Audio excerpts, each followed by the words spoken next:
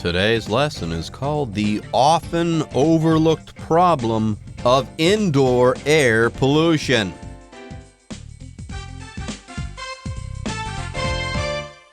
Hello, everyone. My name is Jeff. And I'm Roger. And today, it smells pretty nice in this room. I don't think there are any weird smells in here. Somebody isn't eating chou tofu inside the house or blue cheese or whatever. So I don't really I'm not experiencing any indoor air pollution right now. Well, I am glad, though, that you closed that bottle of bleach. And I think that the 30 or 40 minutes that we spent being exposed to that bottle will be okay. But just in the future, could we not do that again? Yes, that and a lot of other things as well we should probably avoid doing because we are talking about indoor air pollution. When we talk about air pollution, though, we're often talking about the pollution outside, like from car exhausts and factories and things like that, right? Air pollution, that would be, usually the air outside is polluted, or water. Oh, that's the water outside that's polluted. Or, soil pollution. That's the soil outside that's polluted. But here we've got air pollution, but it's indoor air pollution. Oh, goodness. We think, we're inside. We're all hunky-dory. We got air conditioning and filters. There can't be any bad air inside, right? Wrong. Indoor air pollution is a problem, and we'll start to talk about that right after this break. The often overlooked problem of indoor air pollution. If you live in a big, busy city, you'll know what it's like to breathe polluted air. On particularly bad days, the air outside can seem thick and sour. Your eyes itch and you struggle for a clean breath. Once inside, though, you feel safe, shut off from the exhaust of cars and factories. Air pollution is a problem you experience outside, not inside, right? 大家好，第一部分我们看到单字 itch 这个字是动词，意思是发痒。例如 My dry skin itches, so I need to get some skin cream. 我干燥的皮肤发痒，所以我必须擦点乳液。另外，这个字也可以当名词，意思是痒，像是 I can't reach the itch on my back, so could you scratch it for me? 我抓不到背部的痒处，你可以帮我抓吗？再补充一个相关片语 be itching to.ITCHING be itching to 表示迫不及待，急切渴望。举例来说 Ian is itching to take a drive in his new car. Ian 迫不及待想要开他的新车了。接着我们看到名词 exhaust 意思是废气。例如 The smell of exhaust was making me sick, and I had to get away from all the cars. 废气的气味让我很不舒服，我得离所有的汽车远一点。另外，这个字也可以当动词，指使精疲力竭、耗尽，像是 After the long hike up the mountain, we were all exhausted. 爬了很久的山以后，我们都累坏了。或是 The case went cold after the investigators exhausted all of their leads. 调查人员用完所有的线索后，这个案子就成了悬案。再补充一个相关片语 feel exhausted 表示觉得很疲倦。举例来说Kelly always feels exhausted after a long day of working at her office. Kelly 在办公室工作一整天后，总是觉得精疲力竭。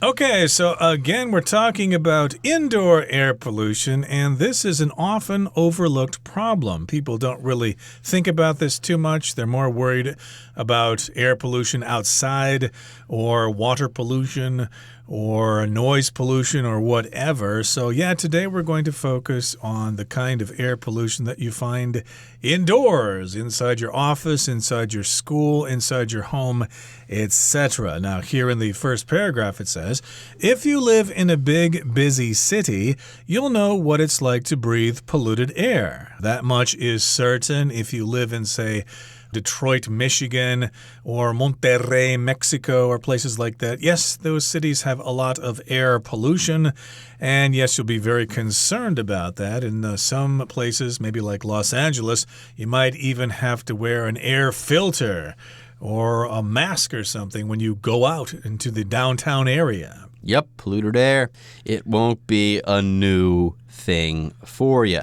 On particularly bad days, the air outside can seem thick and sour. Yeah, your eyes itch and you struggle for a clean breath, especially when you're new to that city. Like, oh my goodness, what's going on here? You try to exercise and it's impossible. You just can't catch your breath. And the worst, your eyes itch. You can just keep rubbing your eyes and they're red and they're itchy. Oh, that feeling, it just doesn't go away. Your eyes, they itch. Why? Air pollution. Exactly. Now, once inside, though, you feel safe, shut off from the exhaust of cars and factories. Yes, this can certainly happen. Say, for example, here in Taipei. We love Taipei. It's a wonderful city, but there are a lot of cars, and we do live in a basin here, so air pollution does happen quite frequently. But, yeah, once we get inside the office or the school or whatever, we feel safe because we're shut off from the exhaust of cars and factories. So shut off just kind of means isolated. You are away from those things. I'm here where it's safe. The air pollution is outside, somebody else's problem. I'm in a protected bubble. I am shut off and sealed off from all that bad stuff like the exhaust of cars and the smoke coming from those factories. Ugh. By the way, exhaust is usually something that comes off of something, okay? Something released from something. Usually you burn a fuel and what comes off as a waste product is exhaust. So you're driving your car down the road. Whenever you are driving that car, you're using gasoline. You're burning the gasoline in an internal combustion engine. You burn the gasoline. The car goes forward. What's left over? Exhaust. That's the waste product and also the air pollution that you are creating by driving a car. Anyways, yes, pollution, that's anything that you release into the environment that is not good for the environment or for you. But yes, when you're outdoors and you can't breathe well and the pollution is bad, oh, you think at least I can go home and shut myself off from all of this, right? I'll be safe there. Well, that's not quite exactly right. Anyways, air pollution is a problem you only experience outside, not inside, right? Not exactly, and we'll start talking about that right after this. Wrong. According to the U.S. Environmental Protection Agency, the levels of indoor air pollutants can be 2 to 5 times higher than those outdoors. Furthermore, since most of us spend 90% of our time indoors, indoor air pollution should be much more of a pressing concern than it currently is. Okay, so remember we ended the first paragraph by kind of asking you a question. Air pollution is a problem you experience outside, not inside, right? Well, here it says wrong. No, that's not right. It's wrong. You do experience air pollution inside. According to the U.S. Environmental Protection Agency, or sometimes EPA for short, the levels of indoor air pollutants can be 2 to 5 times higher than those outdoors. Now, first of all, let's talk about the word level. That just means the amount of something. You could say there are high levels of air pollution today, or there is a high level of air pollution today. Of course, you want to have a low level of air pollution. You would have that if you lived in some place like Nantou, or maybe down in Tainan County or something like that. But, of course, the things that cause pollution are pollutants, which could be exhaust from cars or smoke from factories. Those are things that cause pollution. They are pollutants. And get this. You think all the bad stuff is outside. The opposite is true. According to the U.S. Environmental Protection Agency, the levels of indoor pollutants can be 2 to 5 times higher than those outdoors. So the fresh air is outdoors. Indoors, that air, man, is bad. It can be 2 to 5 times worse than outdoor air. So how about that? And furthermore, since most of us spend 90% of our time indoors, indoor air pollution should be much more of a pressing concern than it currently is. I.e., we should all be paying attention and we should not be tuning out right now. You spend 90% of your time indoors breathing really bad air. Pay attention. The outdoor air isn't killing you. Yeah, I used to wonder this myself. If the outside air is so polluted, then what stops it from coming inside your house? Maybe during the summer, of course, you turn on your air conditioner and it might filter the air a little bit. But during the winter, of course, we get air from the outside through our open windows and stuff like that. So yes, we might have polluted air inside our houses because of the outside air coming in. But of course, there are other sources of pollutants indoors. Okay, so indeed, furthermore here means just in addition. Of course, air pollutants can be 2 to 5 times higher than those pollutants outdoors. And in addition, yes, we spend a lot of time indoors, and indoor air pollution should be much more of a pressing concern than it currently is. So if something's pressing, it is urgent. We need to take care of it as soon as possible.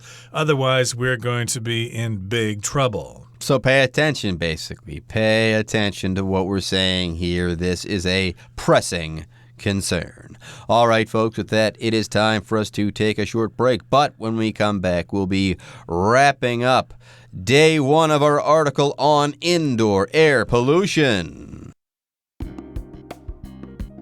Indoor air pollution comes from a wide range of sources, including everyday activities like cooking and cleaning. One study found that you can be exposed to more harmful particles when cooking an omelet than you are when standing on an average roadside.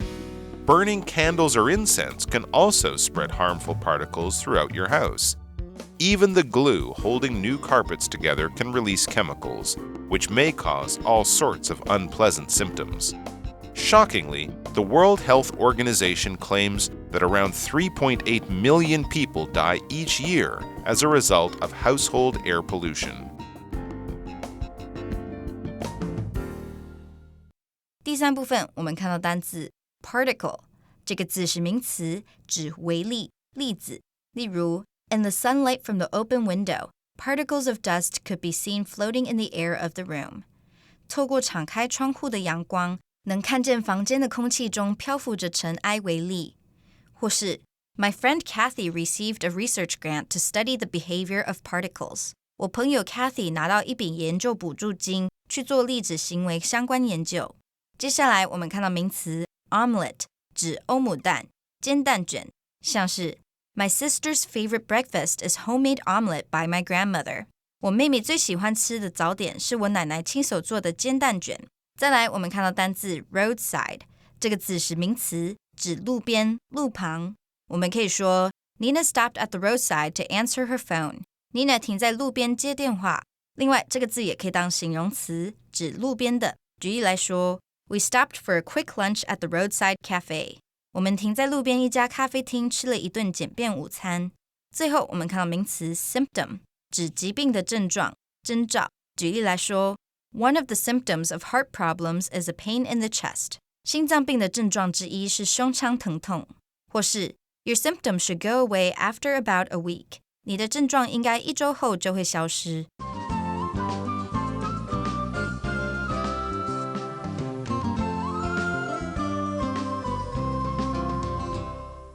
Okay, indoor air pollution, okay, where does it come from? I'm sure all of you are making jokes. Ha ha, it's when we pass gas. Or it's because our grandparents haven't taken a bath in 2 weeks or something like that. Or you've been eating too much chou tofu. Or Uncle Lee comes over and smokes those vile cigars all the time.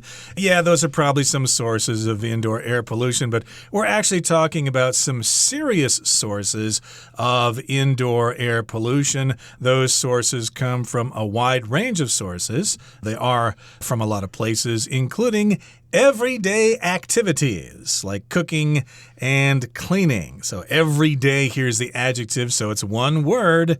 But if we talk about something we do every day, then that is 2 words. I ride my bicycle every day. 2 words. It's an everyday activity. There it would be 1 word. So there you go. Everyday activities can lead to indoor air pollution. And I'm not talking about anything strange or exotic. We're talking about things like cooking and cleaning. Now, the cleaning thing, I get it. If you do use bleach, you're going to clean up, but you will be releasing noxious chemicals into the air in your apartment or your house. Okay, so I get that. But cooking? What gives? How does that work? Well, it says one study found that you can be exposed to more harmful particles when cooking an omelet than when you are standing on an average roadside. Now, the significance here of standing on an average roadside, that means you're being exposed to car exhaust. Okay, that would be pollution. But when you are cooking an omelet, standing next to the pan there as it sizzles and starts to smell good and it's coming together and, it's going to be super delicious, you're actually being exposed to a lot of harmful particles. That's kind of surprising. By the way, if you are exposed to something, you are brought into contact with something, usually something that hurts you or might be bad for you. Like, let's say it's summertime and the sun is out. You want to make sure that you don't expose your skin to the sun's harmful rays. You might get a sunburn. Yeah, or if you're from a country that's going through a civil war, then you might be exposed to violence. You might see people killing other people, and that can cause you some problems in your life and stuff like that.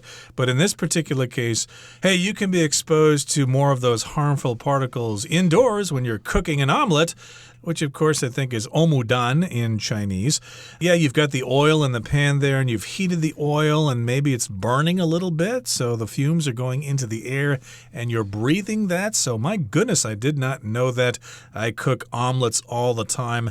Imagine what kind of pollutants are going into my lungs as a result. Gosh. So that's cooking an omelet. That's worse than standing on an average roadside. By the way, roadside, that means the side of a road. There's really not a whole lot of mystery there. So it's worse to cook an omelet than it is to breathe exhaust from cars. That's what I'm getting from this sentence.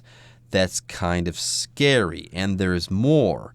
Burning candles or incense can also spread harmful particles throughout your house. By the way, I think we all know what candles are. When we're talking about incense, we're talking about those sticks that we burn that release scent into the air. And usually people burn incense as a part of religious ceremonies. Right, so this kind of tells us that maybe the air in temples is kind of polluted, but I would say that, yes, that's probably true, but a lot of temples are open air, so maybe it's not that bad because the wind blows through and stuff like that. But indeed, burning candles or incense can spread those harmful particles all throughout your house. And even the glue holding new carpets together can release chemicals which may cause all sorts of unpleasant symptoms. Yeah, the glue that they use in construction sometimes is very strong. It gives me a big headache if they're doing construction in the office and they're using that glue. I gotta take the day off, otherwise I'm gonna have a horrible headache. And shockingly, the World Health Organization claims that around 3.8 million people die each year as a result of household air pollution. And here, household just refers to things that have to do with your home. There you go. Household items are items that you commonly find in your house or in anybody's house. Household names are names that are known the world over in any house, in any place. That's pretty much all there is to it. All right, folks, with that, it is time for us to take a break and for you guys to hear from the Chinese teacher.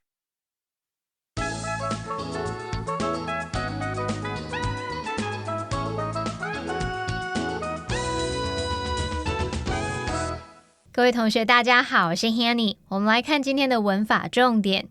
课文第3部分的第2句写道，一项研究发现，煮欧姆蛋的时候所接触到的有害粒子会比站在一般路边还要来得多。好，句子里面用到 expose 和 particle， 我们这边要分别介绍它们的字首字根。